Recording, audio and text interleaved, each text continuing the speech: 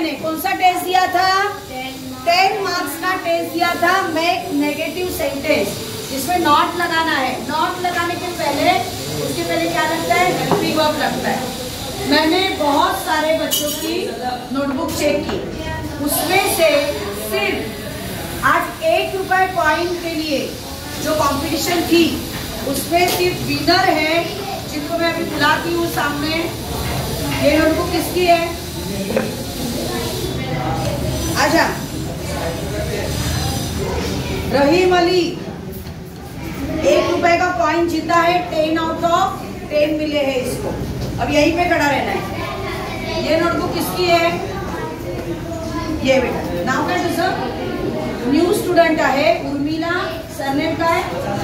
चव्हाण, उर्मिला चव्हाण। हिने पण 10 मधून 10 मार्क मिळवलेले आहेत, 1 रुपयाचा कॉइन जीतलेली आहे। ठीक है, ही वही कोणाची आहे? आजा बेटा। हलीमा 10 आउट ऑफ 10, 1 रुपये का कॉइन। ही नोटबुक कोणाची आहे?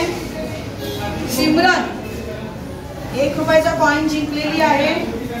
10 मधून 10 वाक्य त्यांची बरोबर आलेले आहेत। सर्व उभे राहा, असे उभे राहा, दाखवा 1 रुपयाचा कॉइन। तुम्हाला वाटत असेल बाळांनो हा काय आहे? 1 रुपयाचा कॉइन आहे, काय आहे त्याच्यामध्ये? 1 रुपयाचा कॉइन उचल बेटा, पडलाय कारण पडलेला उचल, कारण 1 रुपयाची किंमत फार मोठी असते बेटा। जर 99 रुपये तुमच्याकडे असतील, त्यात 1 रुपया नसेल, तर कधीच ते 100 रुपये पूर्ण होत नाही। आलं लक्षामध्ये? मग 1 रुपयाला किती किंमत आहे हे महत्वाचं आहे। तुम्ही पूर्वीच्या काळामध्ये पीसीओ मध्ये, पब्लिक टेलिफोन बूथ मध्ये 1 रुपयाचा कॉइन टाकून आपल्या माणसांशी बोलू शकत होतात। आपलं हृदय, आपलं मन, आपली व्यथा आपल्या नातेवाईकांपर्यंत आपण पोहोचू शकत होतो।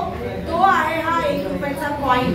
तो जेव्हा त्या पीसीओ मध्ये जाईल तेव्हा तुम्ही आपल्या नातेवाईकांशी कॉन्टॅक्ट करू शकत होता। म्हणून या 1 रुपयाला कमी समजू नका। या 1 रुपयाच्या कॉइनने जेव्हा टेलिफोन बूथ मध्ये त्यावेळेचा जो जमाना होता तेव्हा खूप लोकांची हृदय आपल्या एकमेकांशी जोडलेली आहेत, एकमेकांची दुःख एकमेकांशी वाटले। त्यामुळे 1 रुपयाच्या कॉइनला हलकं घेऊ नका।